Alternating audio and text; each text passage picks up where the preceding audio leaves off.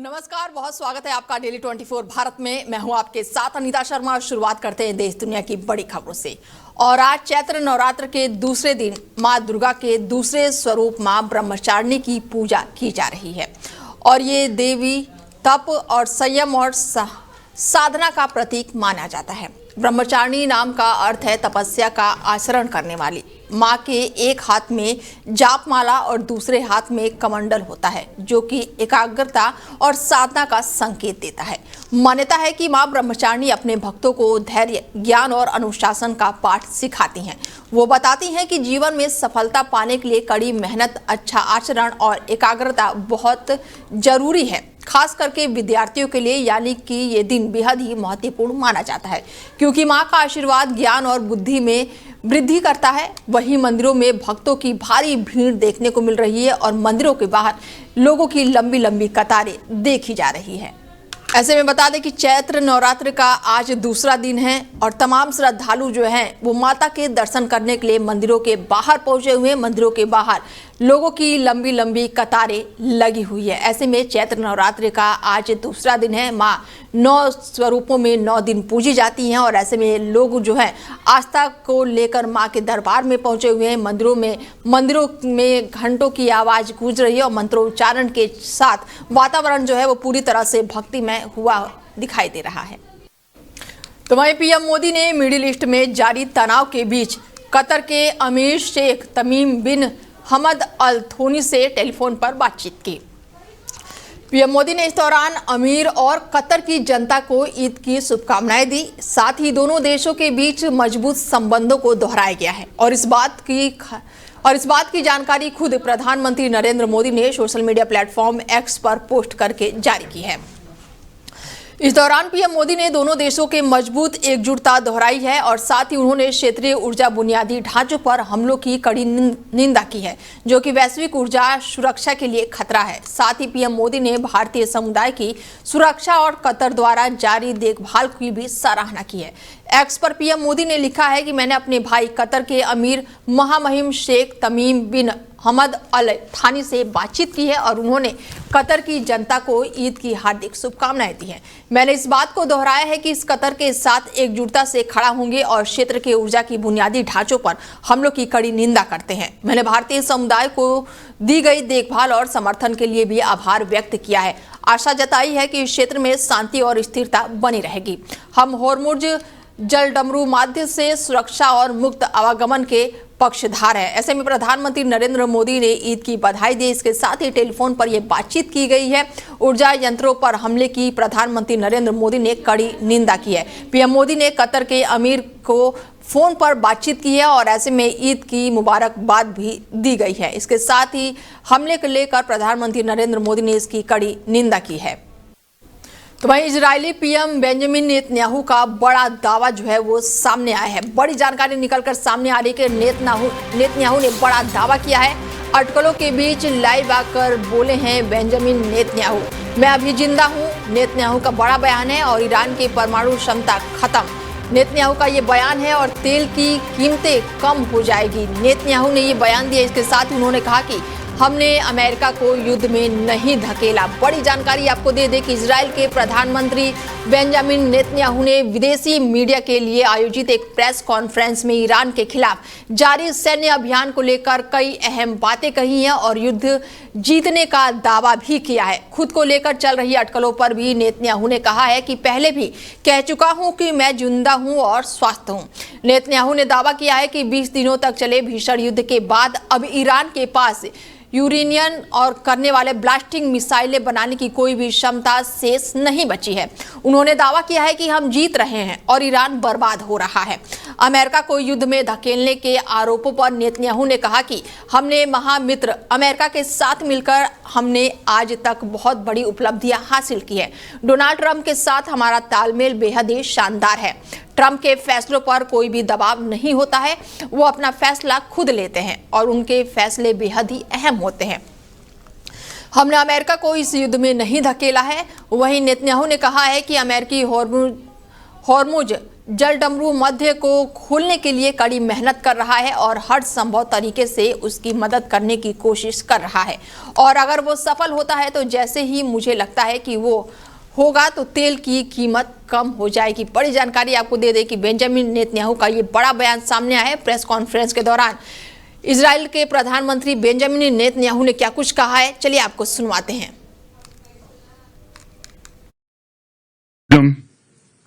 Is precious. It has its costs. But if you're not prepared to defend it, if you're not prepared to resist the tyrannies that are trying to arm themselves with the weapons of mass death, you will have no future. And therefore, we're doing what we can. As far as oil prices rising, spikes, you know what a spike is? You know what a spike is? It goes up and goes down. The Americans are working very hard, and we're trying to help them in every way that we can to open the straits of Hormuz. And if they succeed, which I think they will, then oil prices will come down. But if you say, all right, I'm suffering right now, and people are, then I shouldn't do anything. I should just succumb to the blackmail, let Iran get on with it, let them develop nuclear weapons and ballistic missiles to deliver them to New York and Los Angeles. You're going to be blackmailed in ways that you can't even imagine. I think what this war has done is unmask what Iran is. You know, we've said for years, look at these people. They're doing things that normal regimes do not do. I don't hear even adversaries of the United States chanting death to America, death to the great Satan, massacring tens of thousands of their own people at will like that in 2 days. You have that sometimes. But the combination of fanaticism, deep ideological lunacy, there's no other way to call it, the total and utter ruthlessness of this regime makes it uniquely dangerous. Uniquely dangerous not only to Israel and to the United States, but to everything in between and far beyond. वहीं बड़ी जानकारी निकलकर सामने आ रही है कि America, Israel और Iran के बीच जंग का 21वां दिन आज है और ऐसे में युद्ध जो है लगातार बढ़ता ही जा रहा है। ऐसे में आज 21वां दिन है। हॉर्मुज खोलने के लिए अमेरिका ने शुरू किया हवाई हमला, ईरान ने यरूशलेम में दागी मिसाइलें। बड़ी जानकारी आपको दे दें कि ईरान ने यरूशलेम में मिसाइल दागी है। अमेरिका, इजराइल और ईरान के बीच जंग का आज 21 दिन हो चुका है और ऐसे में जंग में दोनों ओर से तबातोड़ हमले किए जा रहे हैं। जंग के बीच अमेरिका सेना लगातार हॉर्मुज को खोलने की कोशिश में लगी हुई है। अमेरिका ने हॉर्मुज स्ट्रेट में हमला किया है। अमेरिकी सेंट्रल कमांडर ने एक ऐसे ही हमले का वीडियो भी जारी किया है जिसमें ईरान का एक शिप को निशाना बनाया गया है। अमेरिकी राष्ट्रपति डोनाल्ड ट्रंप ने पहले ही कह दिया है कि वो हॉर्मुज स्ट्रेट को खोलने के लिए पूरी ताकत से ईरान पर हमला करेंगे और इसी बीच ईरान की ओर से यरूशलेम पर मिसाइलों से हमला किया गया है। इजराइल के प्रधानमंत्री बेंजामिन नेतन्याहू ने भी बड़ा बयान दे दिया है। पीएम नेतन्याहू ने कहा है कि ईरान के पास अब कोई भी ब्लास्टिंग मिसाइल बनाने की क्षमता नहीं है। नेतन्याहू ने कहा है कि ईरान अहम अंतर्राष्ट्रीय समुद्री मार्ग हॉर्मुज स्ट्रेट को बंद करके दुनिया को ब्लैकमेल करने की कोशिश कर रहा है और ये कामयाब नहीं होगा। इजराइल अपने तरीके से और खुफिया जानकारी जैसे अन्य माध्यमों से हॉर्मुज को खोलने के अमेरिकी प्रयासों में मदद कर रहा है। ऐसे में हॉर्मुज खोलने के लिए अमेरिका ने हवाई हमले शुरू कर दिए हैं और इस हमले का आज 21 दिन पूरे हो चुके हैं। ऐसे में लगातार हमले देखने को मिल रहे हैं जिसके बाद से दावा किया जा रहा है कि हॉर्मुज का जो रास्ता है वो खुल जाएगा। इसके साथ ईरान, अमेरिका, इजराइल युद्ध में आम नागरिकों की मौत का भी सिलसिला लगातार जारी है। ईरानी रेड सोसाइटी ने बड़ा दावा किया है कि युद्ध शुरू होने से अब तक 204 से ज़्यादा लोगों की जान जा चुकी है और इसके साथ ही गर्भवती महिलाओं की भी जान गई है। अंतर्राष्ट्रीय संस्थाओं, खास करके मानवाधिकार संगठन से अपील की गई है कि वो खुले उल्लंघनों पर चुप ना रहे और जंग को लेकर कुछ बात कहें। वही बड़ी जानकारी ईरान से निकलकर सामने आ रही है कि ईरानी हमलों के खिलाफ दुनिया एकजुट। हॉर्मुज पर मदद को तैयार इटली, जर्मनी और फ्रांस। पहले सीज फायर की रखी शर्त। बड़ी जानकारी आपको दे दे कि अब इस हमले के बाद से अब ईरानी हमलों के खिलाफ दुनिया जो है वो पूरी तरह से एकजुट हो चुकी है। हॉर्मुज पर मदद के लिए इटली, जर्मनी और फ्रांस जो है वो एकजुट हो गए हैं और पहले सीज फायर की रखी है शर्त। वेस्ट एशिया में जारी तनाव के बीच होर्मुज स्ट्रेट एक बार फिर से ग्लोबल चिंता का केंद्र बन चुका है और यही वो समुद्री रास्ता है जहां से दुनिया का करीब 20% तेल और गैस गुजरता है। और अब हालात ऐसे हो चुके हैं कि रास्ता लगभग बंद जैसा हो गया है, जिससे दुनिया भर की सप्लाई और कीमतों को लेकर चिंता बढ़ गई है। और इसी बीच Britain, France, Germany, Italy, Netherland और जापान जैसे बड़े देशों ने बड़ा बयान दिया है। इन देशों ने कहा है कि वो इस अहम रास्ते को सुरक्षित बनाने के लिए योगदान देने को तैयार हैं। हालांकि उन्होंने साफ किया है कि ये कोई तुरंत ही सैन्य कार्रवाई नहीं होगी। दूसरी तरफ ईरान पर आरोप है कि उसने जहाजों पर हमले किए हैं और रास्ते बाधित किए हैं। इससे हालात और भी गंभीर हो चुके हैं और अब दुनिया की नजर इस बात पर है कि आगे क्या कदम उठाए जाते हैं। होर्मुज स्ट्रेट दुनिया का सबसे अहम तेल मार्ग है और यहीं किसी भी तरह की रुकावट का असर पूरी दुनिया की अर्थव्यवस्था पर पड़ता है। और इस समय हालात ऐसे हैं कि ये रास्ता लगभग अब बंद हो चुका है और अब तक 23 जहाजों पर हमले या फिर घटनाएं सामने आ चुकी है, जिसमें 10 तेल टैंकर भी शामिल है। होर्मुज का रास्ता जो है वो बेहद ही खास है और इसके साथ ही होर्मुज पर मदद के लिए इटली, जर्मनी और फ्रांस पूरी तरह से तैयार है। पहले सीज फायर की शर्त रखी गई है। इसके बाद से ईरानी हमलों को लेकर दुनिया जो है अब एकजुट होती हुई दिखाई दे रही है। इस हमले के अब 21 दिन आज हो चुके हैं और इसके बाद से होर्मुज का रास्ता बंद होने के बाद से पूरी दुनिया पर ऊर्जा का जो केंद्र है वो कहीं ना कहीं प्रभावित होता दिखाई दे रहा है। तो वहीं यूपी के मथुरा पहुंची है राष्ट्रपति द्रौपदी मुर्मू ने संत प्रेमानंद महाराज से मुलाकात की है। उन्होंने परिवार के साथ करीब 25 मिनट तक आध्यात्मिक चर्चा की। साथ ही उन्होंने संत प्रेमानंद महाराज के जन्मदिन की बधाई भी दी है। चैत्र नवरात्रि के साथ शुरू हुए हिंदू नववर्ष के पहले दिन भारत की राष्ट्रपति द्रौपदी मुर्मू यूपी के 2 बड़े धार्मिक स्थलों पर पहुंची। बीते गुरुवार को द्रौपदी मुर्मू पहले अयोध्या पहुंची, जहां वहां पर उन्होंने राम मंदिर में श्री राम यंत्र स्थापना की, पूजा की और इसके बाद से वो शाम को स्पेशल विमान से मथुरा पहुंची। और आज यानी शुक्रवार को राष्ट्रपति द्रौपदी मुर्मू ने प्रेमानंद महाराज से मुलाकात की। आश्रम पहुंचने पर प्रेमानंद महाराज के शिष्यों द्वारा राष्ट्रपति का भव्य और पारंपरिक तरीके से स्वागत किया गया। बता दें कि कान्हा की नगरी में राष्ट्रपति द्रौपदी मुर्मू के प्रवास का दूसरा दिन है। राष्ट्रपति द्रौपदी मुर्मू के कार्यक्रम और सुरक्षा में बदलाव भी हुए हैं। महामहिम द्रौपदी मुर्मू उड़ियान बाबा आश्रम नहीं जाएंगी। उधर राष्ट्रपति द्रौपदी मुर्मू के जनपद प्रवास को देखते हुए 21 मार्च की शाम को 5 बजे तक जनपद को नो फ्लाइंग जोन घोषित किया गया है। राष्ट्रपति द्रौपदी मुर्मू और राज्यपाल आनंदीबेन पटेल ने प्रेम मंदिर के दर्शन भी किए। राष्ट्रपति ने भोग घर में प्रवेश द्वार से प्रेम मंदिर में प्रवेश किया। उन्होंने प्रेम मंदिर में आयोजित लेजर शो का अवलोकन भी किया। राष्ट्रपति ने प्रेम मंदिर के गर्भगृह के समक्ष श्री राधा कृष्ण जी के युगल विग्रह दर्शन और साथ ही विधि विधान से पूजा अर्चना की और आरती की। दिल्ली के किसानों को किसान का दर्जा नहीं मिलने से वहीं पर केंद्र सरकार की कई योजनाओं से वंचित रह जाते हैं। पूर्व की कांग्रेस सरकार के कार्यकाल में ये दर्जा जो है वो समाप्त किया गया था। किसान जो है रेखा गुप्ता सरकार से बजट में इसे बहाल करने की मांग कर रहे हैं। वहीं लैंड पूलिंग नीति को भी किसानों के हित में प्रभावित बनाने और किसानों और ग्रामीण क्षेत्रों की समस्याओं का समाधान चाहते हैं। दिल्ली की मुख्यमंत्री रेखा गुप्ता बजट के लिए अलग अलग वर्गों से सुझाव ले रही हैं और इसी क्रम में उन्होंने दिल्ली सचिवालय में गिग वर्कर्स, श्रमिकों, किसानों और गाँवों के प्रतिनिधियों के साथ संवाद किया। गिग वर्कर्स और चालकों के प्रतिनिधियों ने सामाजिक सुरक्षा सुनिश्चित करने के लिए ठोस नीति और कार्यबल बनाने का सुझाव दिया है। उन्होंने चालकों के लिए पर्याप्त और सुरक्षा पार्किंग व्यवस्था, ईवी इंफ्रास्ट्रक्चर बढ़ाने और महिलाओं को ई वाहन खरीदने पर सब्सिडी देना, पीएफ और स्वास्थ्य सुविधा देने के साथ ही गिग वर्कर्स को कर्मी के दर्जा भी देगा। और उन्होंने श्रम के लिए सुधार केंद्र बनाने, सार्वजनिक शौचालय की संख्या बढ़ाने, केंद्र की श्रम कानून को लागू करने योजनाओं को लाभ देने की मांग भी की है। तो वहीं उत्तराखंड में कैबिनेट का विस्तार हो सकता है। आज ये बड़ी खबर है। राजभवन में नए मंत्रियों का शपथ ग्रहण कार्यक्रम हो सकता है। बीजेपी प्रदेश अध्यक्ष महेंद्र भट्ट भी दिल्ली से लौट आए हैं और ऐसे में कैबिनेट विस्तार की खबर से प्रदेश की सियासत एक बार फिर से हलचल देखने को मिल रही है। सत्ता के गलियारों में कैबिनेट विस्तार की चर्चा जोर पकड़ रही है। खबरों की माने तो नवरात्र के शुभ मौके पर मुख्यमंत्री पुष्कर सिंह धामी कैबिनेट का विस्तार कर सकते हैं, यानी कि आस्था के पर्व पर सियासी समीकरणों का भी शुभ मुहूर्त निकल सकता है।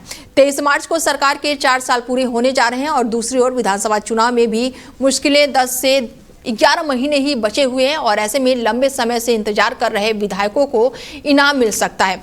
कई दावेदारों की धड़कनें जो हैं वो तेज हैं, तो वहीं जो राजनीति है वो भी चरम पर। हालांकि सिर्फ मंत्री पद ही नहीं, संगठन में भी बड़ा फेरबदल होने की संभावना जताई जा रही है। कार्यकर्ताओं को साधने के लिए नए दायित्व बांटे जा सकते हैं ताकि चुनावी साल से पहले संगठन और सरकार दोनों को मजबूती दी जा सके। संभावित मंत्रियों को फोन कर दिया गया है, वहीं 5 नए मंत्री शपथ ले सकते हैं। तो वहीं दिल्ली एनसीआर में सुबह से ही तेज हवाओं के साथ झमाझम बारिश हो रही है। दिन में अंधेरा सा छा गया है। बारिश के कारण ऑफिस जाने वाले लोगों की परेशानियों का सामना काफी करना पड़ रहा है। आंधी बारिश के कारण जाम की समस्या हो रही है। दिल्ली में मौसम सुहाना हुआ है और गुरुवार शाम चली तेज हवाओं और बारिश का दौर आज सुबह भी लगातार जारी है। पिछले 24 घंटे में 6.8 डिग्री तापमान में भारी गिरावट दर्ज की गई है। अधिकतम तापमान करीब 4.5 डिग्री कम रहा है, वहीं न्यूनतम तापमान 17.6 डिग्री रहा है। मौसम विभाग ने पहले ही शुक्रवार को सुबह से बौछारों और तेज हवाओं का येलो अलर्ट जारी किया था और इसी बीच अधिकतम तापमान 23 से 25 और न्यूनतम तापमान जो है 16 से 18 डिग्री रह सकता है। मौसम विशेषज्ञों के मुताबिक पश्चिमी विक्षोभ का असर से ये बदलाव देखने को मिल रहा है, जिस कारण अगले कुछ दिनों तक मौसम सुहाना रह सकता है। मौसम विभाग के पूर्वानुमान के मुताबिक 21 मार्च से मौसम जो है धीरे धीरे साफ होने लगेगा। हालांकि 25 मार्च तक आंशिक रूप से बादल छाए रहेंगे। बता दें कि दिल्ली एनसीआर में मौसम जो है वो सुहाना हो चुका है। बारिश की वजह से ऑफिस आने जाने वाले लोगों को काफ़ी दिक्कतों का सामना करना पड़ रहा है। ऐसे में मौसम विभाग की तरफ से आने वाले कुछ दिनों के लिए हालात जो हैं ऐसे ही रहेंगे। हालांकि कह सकते हैं कि कहीं ना कहीं दिल्ली में एक बार फिर से ठंड ने दस्तक दे दी है। वहीं अहमदाबाद क्राइम ब्रांच ने नकली नोटों के एक बड़े रैकेट का भंडाफोड़ किया है। 2.38 करोड़ रुपए के जाली नोट बरामद किए गए हैं और इस मामले में एक महिला समेत 7 आरोपियों को गिरफ्तार किया गया है। अधिकारियों के अनुसार आरोपी एआई आधारित प्लेटफॉर्म जैसे चैट जीपीटी और चीन से मंगाए गए सिक्योरिटी थ्रेड पेपर का इस्तेमाल करके उच्च गुणवत्ता वाले 500 रुपए के नकली नोट तैयार कर रहे थे। क्राइम ब्रांच की ओर से 18 मार्च 2026 को जारी प्रेस नोट के अनुसार विशेष सूचना के आधार पर एक सफेद फॉर्च्यूनर कार को पूरी तरह से मॉडिफाइड किया गया था और ये कार जो है सूरत से अहमदाबाद नकली नोटों की सप्लाई के लिए लाई जा रही थी। तलाशी के दौरान गाड़ी में एक काला बैग और छिपा कर रखा गया था। पैकेटों में बड़ी मात्रा में जाली नोट बरामद हुआ है, जिसके बाद से सभी सवारों को हिरासत में ले लिया गया है और जांच में सामने आया कि आरोपी पिछले 4 महीने से सूरत के एक मकान में नकली नोट छापने का साजिश रच रहे थे। अहमदाबाद क्राइम ब्रांच के डीसीपी अजीत ने बताया है कि मुकेश, अशोक, रमेश और प्रदीप, इसके साथ ही एक महिला भी इसमें शामिल है। कुल मिलाकर 7 आरोपियों को गिरफ्तार किया गया है। प्रदीप महाराज एक योग गुरु हैं और पुलिस उनसे संबंधित जांच पड़ताल लगातार कर रही है। गई तारीख 18 मार्च को क्राइम ब्रांच अहमदाबाद को एक टिप मिलती है। उसके अनुसंधान अहमदाबाद क्राइम ब्रांच द्वारा चेकिंग करने में आती है। तो उस चेकिंग के दरमियान हमें पता चलता है कि 7 लोग हाई क्वालिटी FICN लेकर ट्रांसपोर्ट कर रहे थे। उनके आगे पूछताछ करने में सामने आता है कि ये जो FICN है, इन लोगों द्वारा चाइना से हाई क्वालिटी पेपर और बाकी का मटेरियल इंपोर्ट कराने में आया था। जो ये हाई क्वालिटी पेपर और मटेरियल है, इसमें कुछ प्री एम्बेडेड सिक्योरिटी फीचर्स पहले से ही मौजूद हैं। बाद में इन लोगों ने जो इंडस्ट्रियल ग्रेड प्रिंटर यूज किया है, उसकी कॉन्फ़िगरेशन के लिए और प्रिंटिंग क्वालिटी हाईएस्ट हो, उसके लिए आरोपियों द्वारा चैट जीपीटी और अन्य AI टूल्स का भी उपयोग करने में आया है। इन 7 आरोपियों की अभी पूछताछ चालू है और आगे पुलिस द्वारा रिमांड मांगने में आएगी और रिमांड के बाद आप सबको आगे की जो भी प्रोग्रेस होगी वो बताने में आएगी। फिलहाल खबरें लगातार जारी है, बने रहिए आप हमारे साथ और देखते रहिए डेल 24 भारत। नमस्कार।